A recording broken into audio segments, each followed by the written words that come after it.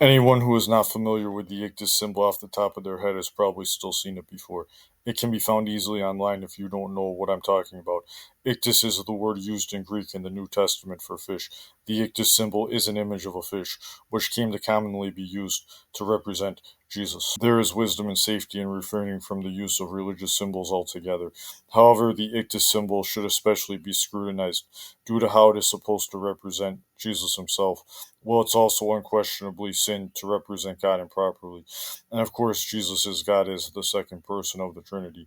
Read Deuteronomy chapter 4 and note there that in warning Israel about departing from him and citing making a graven image as a chief way of doing this, God made it clear that visually portraying him, including through the depiction of an animal, is indeed a form of idolatry which provokes him to jealousy. Note there in Deuteronomy 4, verses 15 to 19, that God commanded not to represent him through any likeness, even going out of his way to specifically mention representing him through a fish as a means of provoking his jealousy and incurring his wrath. It's also notable that pagans had already used fish in their worship as a symbol of fertility prior to Christ's time. It is even commonly thought that the Philistine god Dagon was half man, half fish. We see in 1 Samuel chapter 5 that the house of Dagon is where the Philistines took the ark of God to after they had captured it. One quote that those who defend using the Ichthys symbol might resort to is from Tertullian, who lived in the late 2nd century and early 3rd century AD.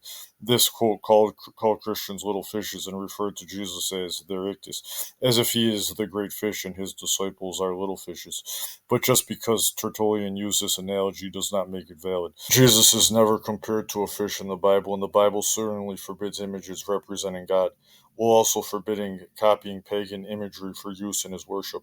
The Ichthys symbols in underground catacombs used by Christians don't necessarily prove anything more than that corruption had set in among many churches in the centuries following the lives of Christ and his apostles. That is already known anyways and can be demonstrated in many other ways as well. God choosing to liken himself to certain things in the Bible does not give man a license to read beyond the obvious in the biblical analogies, nor to represent him by images at all. Though Jesus is never compared to a fish in the Bible, it can be said that Christ's true followers are compared to fish. However, the wicked are also compared to fish in the Bible. Matthew chapter 13, verses 47 to 50.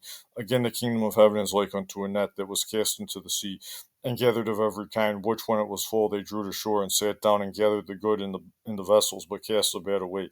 So shall it be in the end of the world.